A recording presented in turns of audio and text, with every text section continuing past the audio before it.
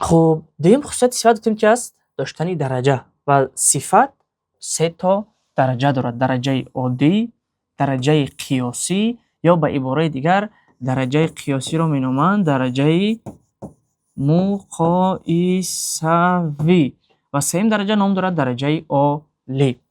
خب چگونه صفت ها رو ما صفت های چی مینامیم؟ صفت های درجه عادی، صفت هایی که به گرفتن پسوند ندارن پسوند، عموما یگان نوع پسوند ندارن. این نوع صفت ها هستند صفت های کدام درجه؟ درجه عادی، یعنی صفت ها در درجه عادی پسوند نمیگیرن. مثال کلمه کلان در کدام درجه قرار دارد؟ درجه عادی، پسوند ندارد، یگان نوع پسوند ندارد. کلمه خوب قرار دارد در کدام درجه؟ در درجه عادی. کلمه سفید قرار دارد در درجه چه؟ در درجه عادی. خب و میگذاریم درجه قیاسی یا که درجه مقایسوی. درجه قیاسی یا مقایسوی با علاوه پسوندی تر ساخته می شود. مثال کلمه کلان، کلمه خوب، کلمه سفید.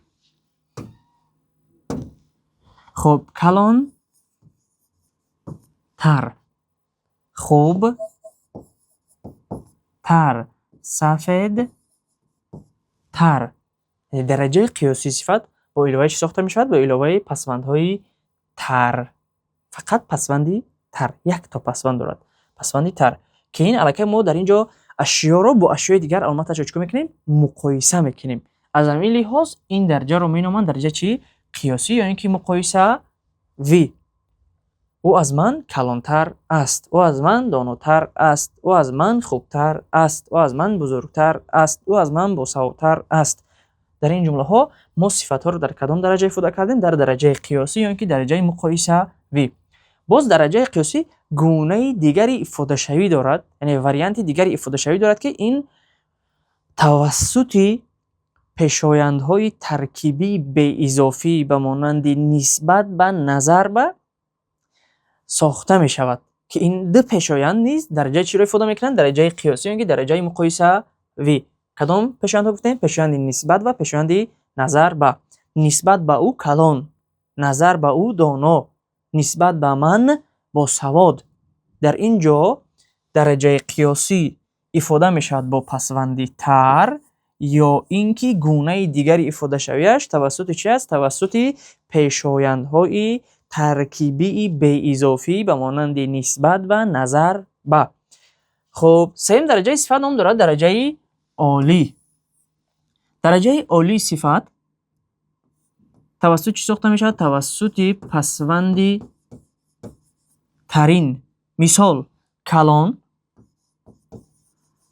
کلان ترین، خوب ترین. در اینجا ترین چه است؟ پسوند است. پسوند کدام درجه؟ درجه عالی. که صفت رو در کدام درجه ifade میکند؟ در درجه عالی ifade میکند.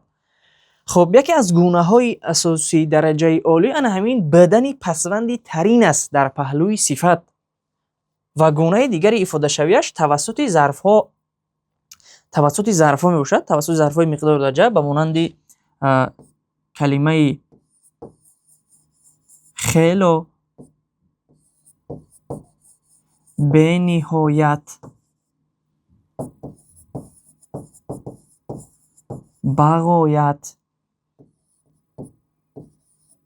از، همه. خب یا اینکه توسط صفت‌های تأکیدی خیلی دانا دیگر از آن داناتر نمی شود. این درجه چی رو فهمیدید؟ درجه عالی رو فهمیده شده است. بین‌نهایت دانا، بغایت دانا، از همه دانا. یا که توسط صفت‌های تأکیدی ما توسط صفت‌های تأکیدی بیشترین وقت رنگ‌ها رو استفاده می‌کنیم. مثلا میگیم که سوپ سرخ، سبی سوپ سرخ. البته سب همون قدر سرخ میشد، از وای زیاد دیگه سرخ شده نمیتونه به درجه عالی رسیده از سرخیش. یا که زب زرد، کب کبود، سب سبز. این ها رو مینامند چی؟ صفت‌های تأکیدی. که صفت‌های تأکیدی نیز علامت اشیا رو در کدام درجه استفاده میکنن؟ در درجه عالی استفاده میکنن. خب این بود معلومات درباره درجه های صفت که گفتیم صفت چند درجه دارد؟ درجه 3 تا درجه دارد. درجه عادی، درجه قیاسی، درجه عالی. خب این حال ما یک چند سوال ها رو از مرکز ملی برای مثال برای شما آوردیم در اینجا. خب درجه های صفت ما گفتیم عادی، قیاسی و عالی. خب یکمی سوال، کدام حصه نطق علامت اشیا رو میفهماند؟ علامت اشیا رو کدام حصه میفهماند؟ صفت میفهماند. خب کدام حصه نطق درجه دارد؟ کدام حصه درجه دارد؟ باز صفت درجه دارد. جوابی درست میشد وریانت ا.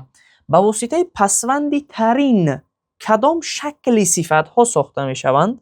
شکل گفته درجه در نظر داره چی؟ درجه رو وقتی که ما در کلمه درجه رو اعلام میکنیم البته شکلی ظاهری کلمه عوض میشه. یک بار این خود شکل گفته است شرطی سوال. خب کدام با واسطه پسوندی ترین کدام شکلی صفت ها ساخته میشوند؟ جواب کدام شکل درجه ا لی. جوابی درست وریانتی اس می باشد. дарси пурраро метавонед аз телеграм-канали мо дастрас намоед. ссилкаи он дар описания гузошта шудааст.